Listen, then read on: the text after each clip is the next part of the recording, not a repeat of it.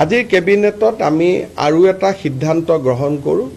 আপোনালোকে জানে যে দীৰ্ঘদিন ধৰি অসমৰ প্ৰাথমিক বিদ্যালয় শিক্ষক সংস্থা আৰু আনসকলে এটা দাবী কৰি আহিছিল যে প্ৰধান শিক্ষকৰ পদ প্ৰাথমিক বিদ্যালয়বিলাকত হ'ব লাগে।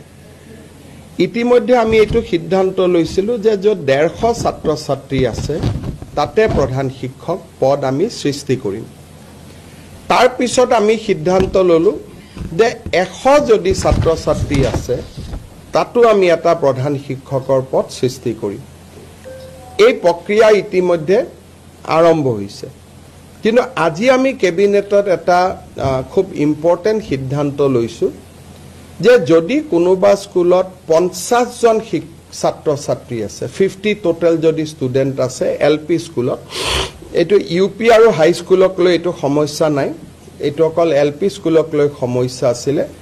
যদি 50 জনো ষ্টুডেণ্ট আছে তেতিয়াহ'লে তাত আমি এটা প্ৰধান শিক্ষকৰ পদ সৃষ্টি কৰিম।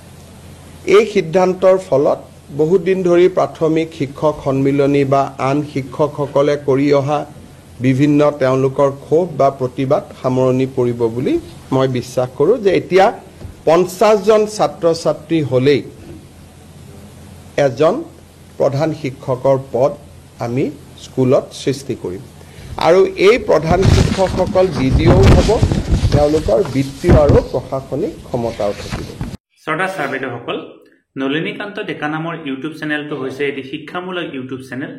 এই চেনেলটোৰ জৰিয়তে আমি শিক্ষক, ছাত্ৰ ছাত্ৰী, অভিভাৱক আৰু বিদ্যালয়ৰ কাৰণে উপযোগী কিছু ভিডিঅ' প্ৰস্তুত কৰিবৰ কাৰণে চেষ্টা কৰোঁ। আপুনি যদি আজি পোনপ্ৰথমবাৰৰ কাৰণে এই চেনেলটো চাইছে, অনুগ্ৰহ কৰি চেনেলটো ছাবস্ক্ৰাইব কৰিব আৰু অল নটিফিকেশ্যন প্ৰেছ কৰি থ'ব।